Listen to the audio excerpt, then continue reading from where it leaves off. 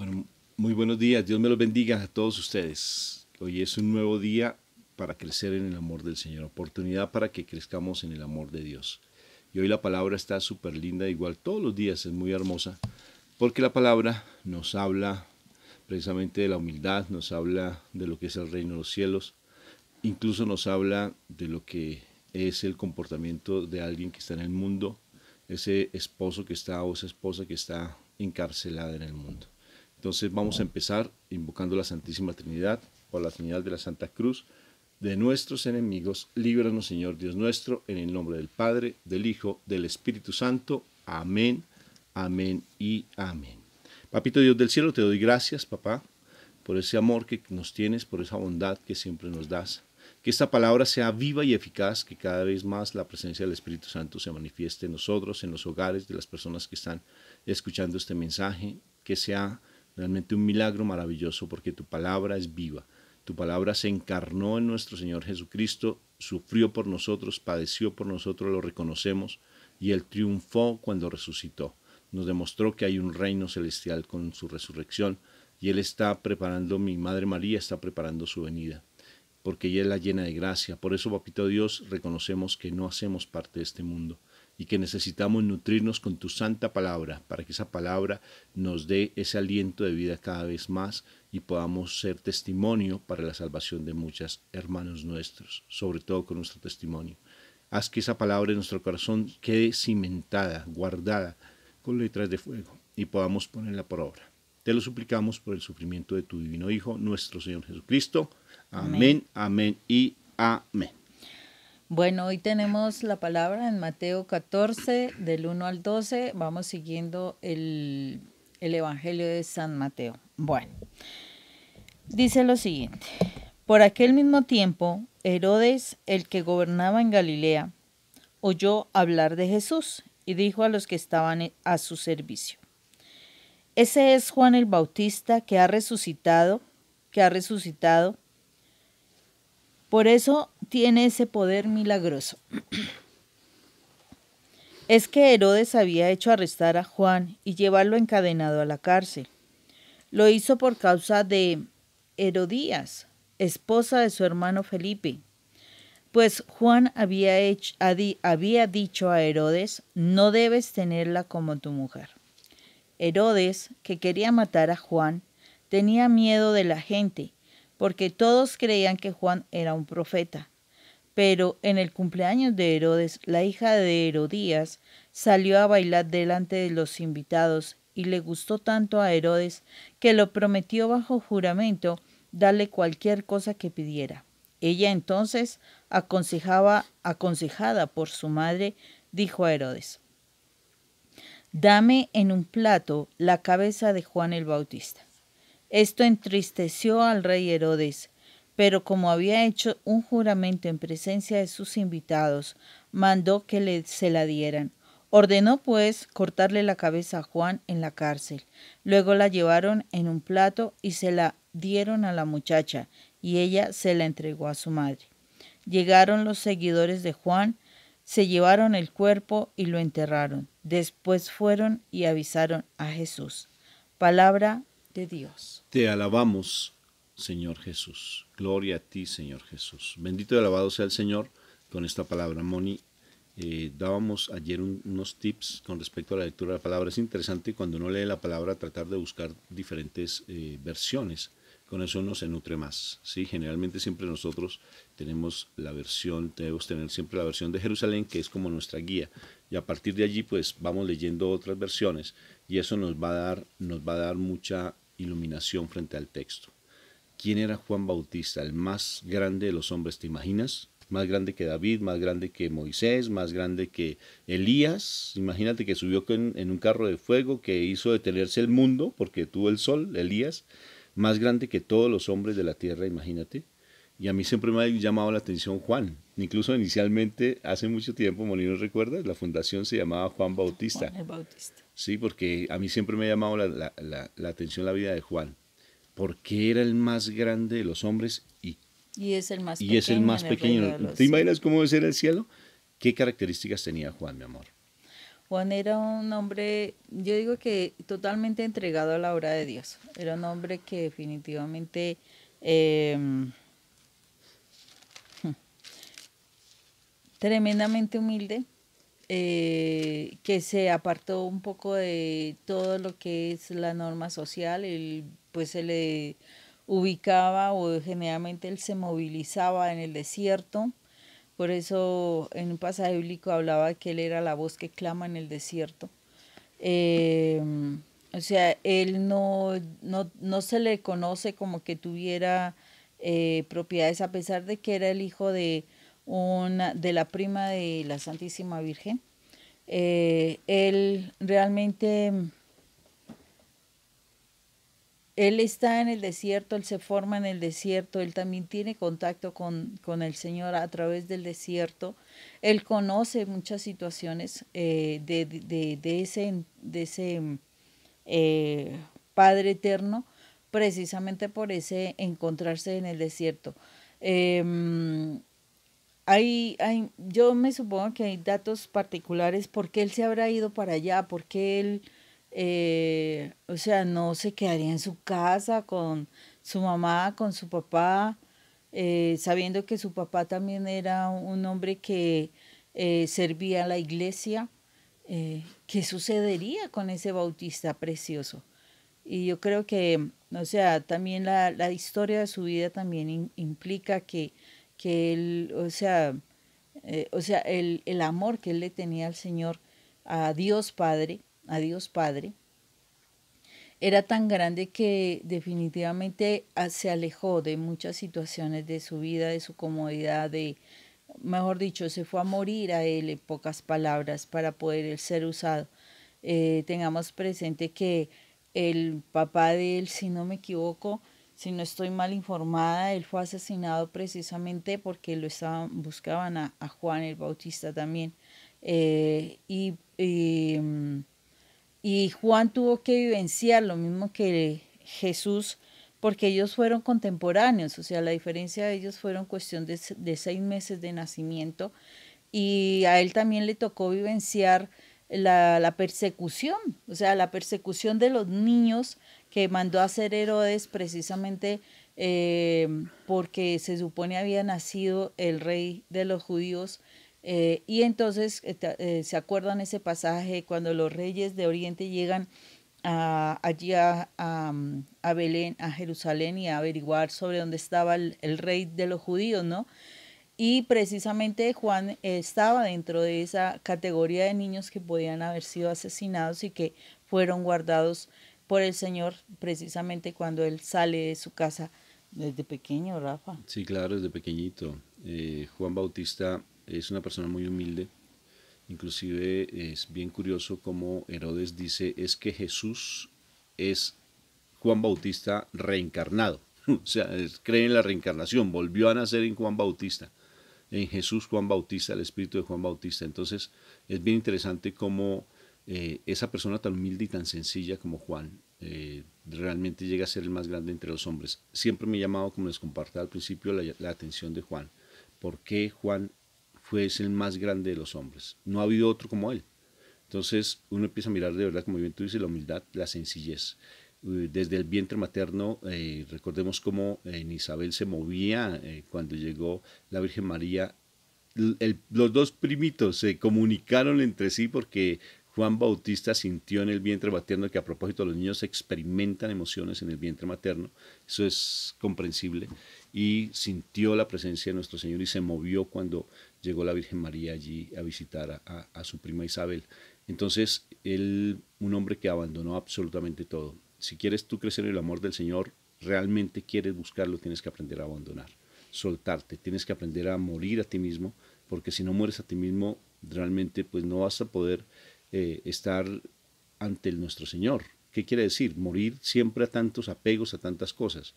A lo material pues es bueno uno morir, pero ¿qué implica morir? Tengo que vender todo y salir a la calle y ponerme una piel de no sé, ya no de camello, sino otra de vaca, pongámosle así, y vivir. No, no es tanto. Eso fue un llamado especial que él tuvo. San Francisco de Asís se asemeja mucho a Juan Bautista, ¿no? Porque lo abandona absolutamente todo y se dedica a predicar del Señor. Y Juan Bautista no tenía miedo de predicar, nunca tuvo miedo de predicar, él hablaba con mucho ímpetu, con mucha fuerza, no le daba miedo nada, ni siquiera morir. Hay un pasaje que yo sí se lo recomiendo que lo estudien, es impresionante, es lindísimo, está en Radioteatro María Valtorta, el diálogo que tuvo mi Jesús con Juan Bautista, encuentro de Jesús con Juan Bautista, yo creo que debe ser más o menos como el 160, algo así, y es bueno que ustedes lo escuchen y van a conocer mucho la historia y la vida de Juan Bautista, lo humilde que era. Ellos dos se encuentran y cuando se encuentran ni siquiera Juan Bautista era capaz de decirle Jesús a mi Señor, y nosotros pues somos muy atrevidos de verdad porque ha sido como la costumbre, pero no hemos sabido respetar. Y Jesús, mi Señor, si se dan cuenta, mi Señor Jesús, Juan Bautista lo saluda y le dice, Jesús, ¿te puedo llamar Jesús? Y él dice, tú eres el único, al único que te permito. ¿Se imaginan? Y nosotros todo el tiempo hablamos Jesús, Jesús, Jesús, Jesús, y acá, inclusive hacemos los 1000 Jesuses. Y hacemos es que Chucho y todo. Sí, o sea, bueno, Chucho en Colombia, porque a los Jesuses se les dice Chucho. Entonces, es bien curioso. Somos muy respetuosos. Tenemos que aprender cada vez más a ser esas personas humildes y sencillas como Juan Bautista. Entonces, impresionante. Dio su vida por él. Dio la vida completamente. No le dio miedo absolutamente nada. Pregonar la palabra del Señor, pregonar la venida de nuestro Señor Jesucristo con mucha ímpetu y con mucha fuerza. Humilde y fuerte a la vez. Mira, Rafa, que en este texto bíblico nosotros estamos encontrando elementos bien interesantes, Rafa. Porque en esa primer parte de los primeros versículos de este capítulo nos está hablando de cómo Herodes en ese momento estaba pensando que Jesús, precisamente nuestro Señor Jesucristo, es la resurrección de Juan el Bautista. ¿Y qué fue lo que sucedió? Porque él puede llegar a pensar que fue la resurrección, y es porque en este tetrarca había un sentimiento de culpa encubierto. Él pensó que Jesús era la resurrección de Juan el Bautista. ¿Por qué? Porque él había enviado a matar a Juan el Bautista por una situación de pecado, por una situación de infidelidad. Juan el Bautista le había dicho a Herodes que no era correcto que él se quedara con la esposa de su hermana, en pocas palabras. ¿Era la cuñada? ¿De qué, amor? ¿De Herodes? ¿Quién? La esposa de Herodías, la compañera que mandó a matar a Juan el Bautista. Juan el Bautista le decía cosas importantes, él escuchaba a Juan el Bautista, aunque él estaba siendo un gobernante del pueblo de Dios. Estaba entre yo le hago caso a Dios y yo le hago caso a la aprobación humana. Porque eso era lo que estaba pasando con Herodes. Especialmente a él le interesaba la aprobación humana. Y por esa aprobación humana y por su pecado de infidelidad, precisamente, y de adulterio, precisamente cae en la situación de el asesinato, dar la orden para que maten a un gran líder de la iglesia. Y eso le queda en su corazón, porque en ese momento está hablando de que ya conoce a Jesús, o sea, Jesús aparece después de la muerte de Juan el Bautista y dice, Él es la resurrección, porque Juan, por ser un siervo del Señor, también hacía cosas importantes, también llamaba al arrepentimiento, también hacía que las personas se bautizaran, por eso Él era el Bautista, porque bautizaba a las personas para que se alejaran de su pecado. Que eso era lo que estaba haciendo Juan el Bautista con Herodes, que se alejara del pecado, que pudiera arrepentirse de ese mundo carnal, que se alejara de ese mundo carnal y que de verdad entrara en la gracia de Dios, y más él siendo un gobernador. Pero no lo hizo y prefirió darle gusto a su pecado, a su infidelidad, a cumplirle la promesa a una persona que quería el mal. Y ahí es donde nosotros tenemos que huir, Rafa. Esto me parece tremendo, porque como nosotros muchas veces hacemos promesas que nos están llevando a condenación. Y porque yo no quede mal ante las personas, cumplo esas promesas cayendo en una situación más fuerte, más pesada, más de pecado. O sea, yéndome a hundirme, realmente es hundirme. Y Herodes hizo eso. Herodes, por cumplirle la promesa, porque me gustó el baile, o sea, me gustó el placer, la lujuria, la seducción, o sea, me gustó el pecado. Y por cumplirle la promesa a mantenerse allí, ¿cuántos hombres en este momento, por ejemplo, que están en una situación de infidelidad? Entonces, por cumplirle la promesa, yo no te voy a dejar, yo voy a estar contigo, pues a la persona que está aparte de su hogar, resulta que por cumplir esa promesa están cayendo en una situación de maldición grandísima. Y no solamente ellos, sino que ellos están arrastrando a su familia también a esa maldición. Todo porque por darle gusto a la lujuria, al placer, a estar mal, realmente estar mal y no agradar a Dios. Porque uno debe aprender a entender que si hay una situación de pecado tenemos que arrepentirnos.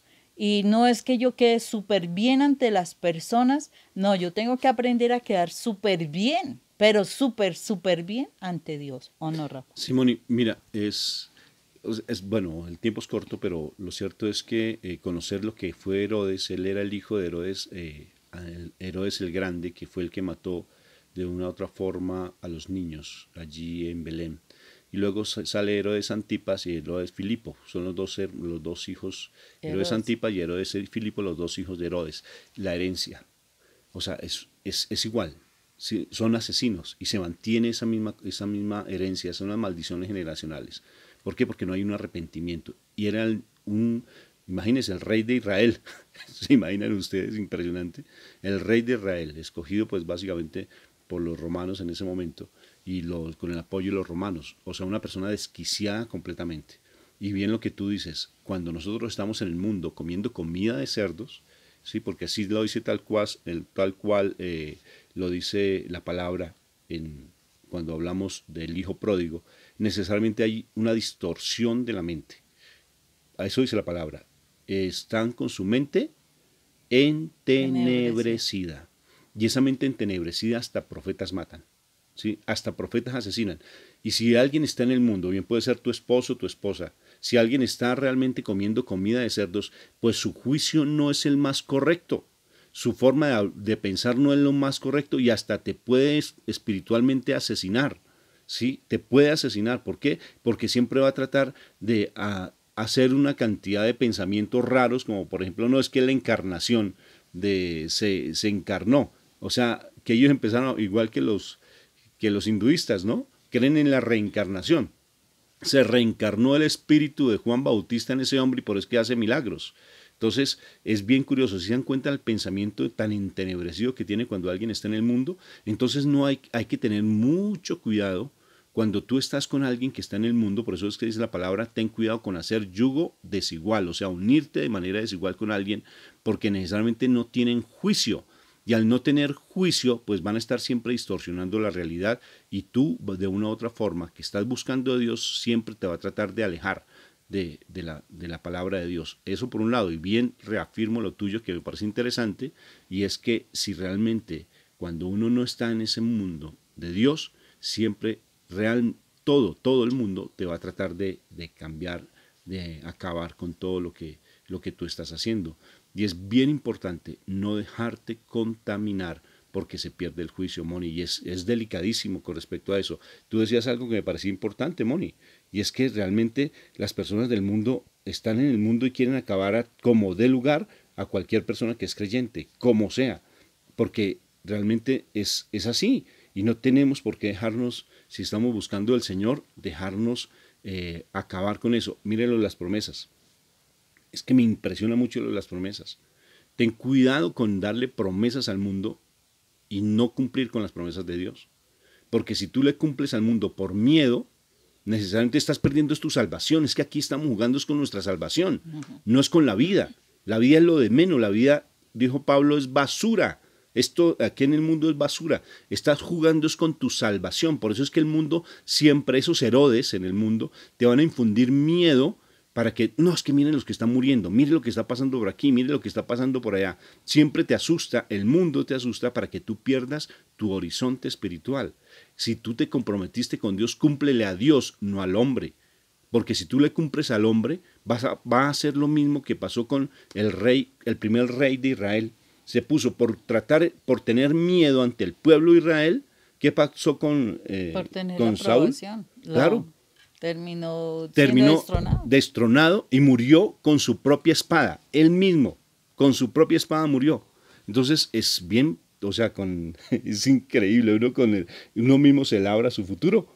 Uno mismo se labra su vida o labra su muerte. Entonces, por eso hay que ser muy cuidadosos. Y yo les digo, estudien muy bien a Juan Bautista, que es súper lindo. O sea, casi, mire, curiosamente casi no se habla de Juan Bautista.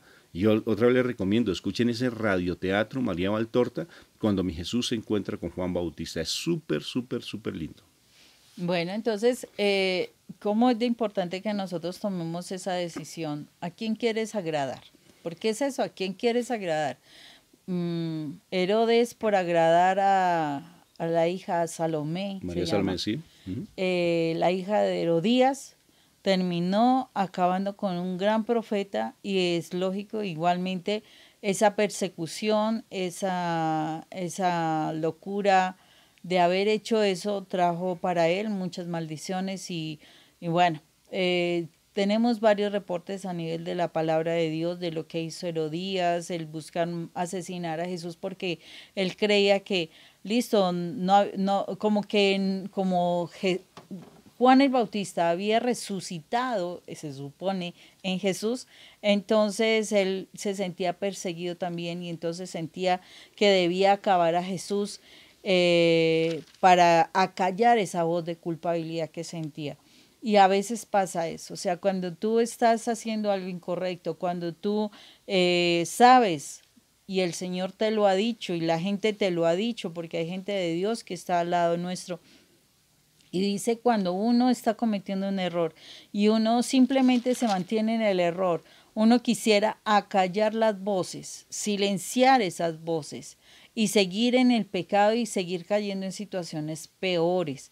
Por eso Herodes y el hijo, pues Antipas en este caso, realmente se muestra y lo podemos ver como si fuera una persona desquiciada, una persona que tuviera locura. O sea, ojo por ahí, porque también nos está diciendo cuando nuestras familias están dando situaciones de una enfermedad mental, hay situaciones de pecado allí, hay situaciones de culpa, hay situaciones de maldiciones. O sea, hay cosas que son espirituales porque se puede ver que hay muchas enfermedades mentales que no tienen un origen, o sea, no se ha detectado un origen biológico, o sea, no han sido cuestiones científicas. Entonces, ¿qué significa? Que nosotros tenemos que estar muy alerta. ¿Qué es lo que en tu mente te está torturando y que hace que tú te pierdas en la cordura, te pierdas de la cordura, que no estés realmente conectado con Dios, que es el que trae la lucidez perfecta? Entonces, necesario que nosotros revisemos nuestra vida, a quién agradamos, a quién estamos cumpliendo las promesas, de quién estamos buscando nosotros aprobación para que nosotros realmente actuemos, o sea, si estamos haciendo lo incorrecto, corregirnos, y si estamos haciendo lo correcto, mantenernos, porque aquel que dice santo, que se santifique aún más. Sí, claro, bendito sea el Señor por esta palabra y es fuerte necesariamente en la medida que o estamos con Dios o estamos en el mundo. ¿O a quién le respondemos? ¿Le respondemos a Dios o le respondemos al mundo? Recuerda que con la salvación no se juega. La salvación no se juega. Y si tú estás simplemente mendigando amor, pidiendo que te den un poquitico de esas migajas que cae de la mesa de los señores, como dice la palabra, eso no hay que hacerlo. La mirada tiene que estar puesta en el Señor. Él es el único que trae la salvación. Es el único. Nadie más te va a salvar. Tu esposo, ¿tú crees que con lo que él está haciendo te está salvando y tú simplemente mendigándole amor? ¿O tu esposa? Sí, o sea, nosotros siempre hablamos de eso. ¿En qué sentido? En que nosotros somos un ministerio de restauración familiar y lo primero que estamos buscando, más que venga el esposo, o sea, que llegue la esposa a su casa, es secundario. Busca primero el reino de Dios y su justicia, y el esposo llegará. ¿Sí? Todo lo demás La será esposa añadido. llegará. O sea, todo se da por añadidura. Busca. A veces nos enfocamos solamente en lo económico. Y buscar y buscar y buscar y buscar en lo económico. Eso no es el punto. Busca primero el reino de Dios y su justicia, y el resto se da por añadidura. Espectacular. Así es. Mi amor, entonces ya sabes. Yo no te voy a salvar. Ni yo a ti. Pero con mi testimonio sí te puedo ayudar. Eso espero. ¿Cómo así? Ahorita lo discutimos. Bueno, Dios los que bendiga. tengan buen día. Un abrazo para todos. Hasta luego.